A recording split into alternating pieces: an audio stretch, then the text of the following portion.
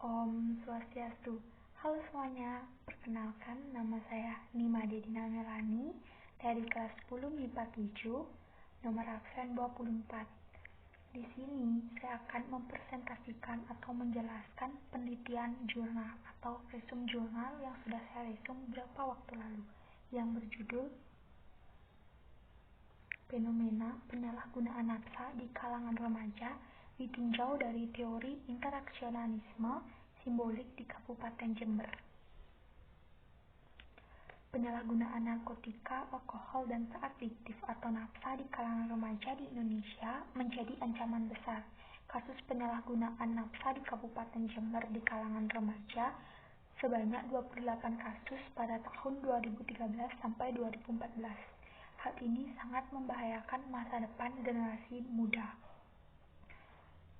Hasil penelitian menunjukkan bahwa informan utama berusia 23 sampai 22 sampai 23 tahun.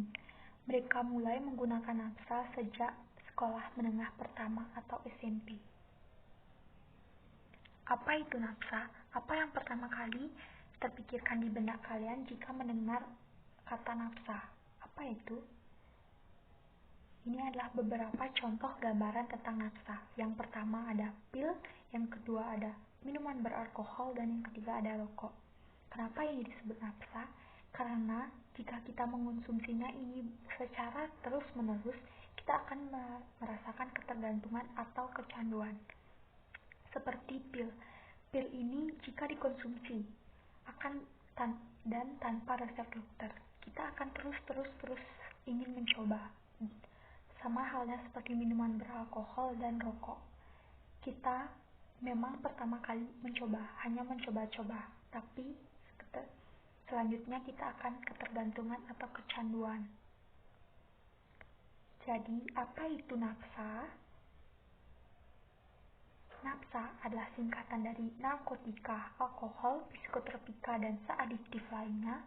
Bila dikonsumsi menimbulkan perubahan fungsi fisik dan psikis, serta menimbulkan ketergantungan. Penyalahgunaan narkotika, alkohol, psikotropika, dan seadiktif atau nafsa merupakan suatu ancaman yang sangat menghancurkan generasi muda bangsa. Jadi kita sebagai generasi muda, tulang punggung bangsa Indonesia, kita harus mencegah penggunaan nafsa sejak dini, dan kita harus menggali informasi lebih luas tentang apa itu nafsa, apakah nafsa itu berbahaya, apakah boleh dikonsumsi. Jadi sekarang kita sudah tahu nafsa itu berbahaya, jadi kita harus menghindarinya. Tidak boleh, kita sebagai generasi muda yang sehat jangan pernah menyentuh nafsa. Penelitian ini menggunakan metode kualitatif dengan pendekatan fenomenologis, yang berarti penelitian ini menggunakan atau mencari informan yang sudah menyalahgunakan nafsa dari dahulu atau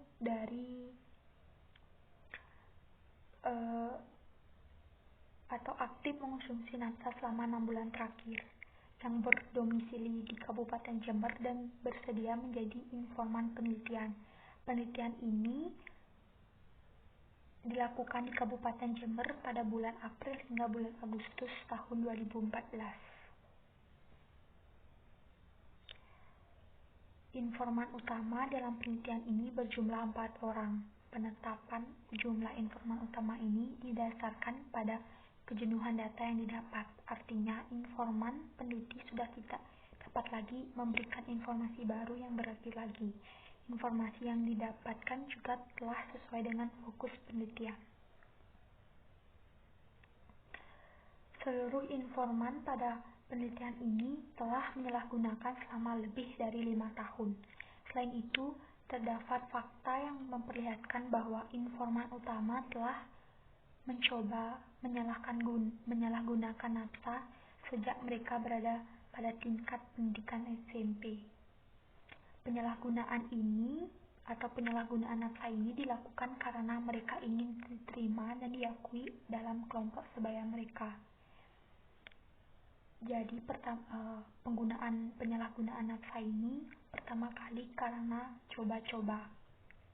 Terdapat beberapa istilah khusus yang digunakan oleh informan utama, seperti SS yang berarti sabu, hijau yang berarti ganja, kucing yang berarti ganja, dan masih banyak lagi.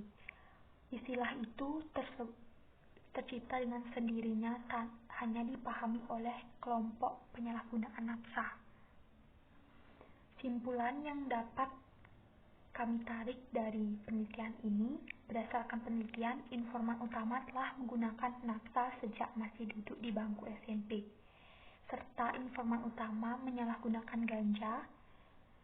Informan utama menggunakan bahasa khusus untuk berkomunikasi dengan penyalahguna nafsa lainnya. Penyalahgunaan nafsa mempengaruhi hubungan sosial dengan teman sebaya dan masyarakat. Keluarga informan tidak mengetahui penyalahgunaan nafsa yang dilakukan, namun pacar informan mengetahui hal tersebut. Saran yang dapat diberikan peneliti, perlunya peningkatan pemberian informasi mengenai bahaya penyalahgunaan nafsa dan meningkatkan peran PIK, berbasis sekolah dan usaha kesehatan sekolah, memberikan informasi dan meningkatkan peran serta masyarakat, khususnya keluarga, dalam menanggulangi penyalahgunaan nafsa, dan meningkatkan pengawasan penyalahgunaan obat dan nafsa. Sekarang kita sudah mengetahui apa itu nafsa. Berarti nafsa itu berbahaya dan harus dijauhi. Kita sebagai generasi muda harus menjauhi dan tidak boleh menyentuh apa itu nafsa. Kita harus jadi generasi muda yang sehat, pintar, dan cerdas. Say no to drugs.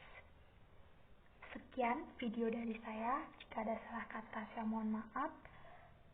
Terima kasih atas perhatiannya. Sampai jumpa dan Om Santi Santi Santi Om.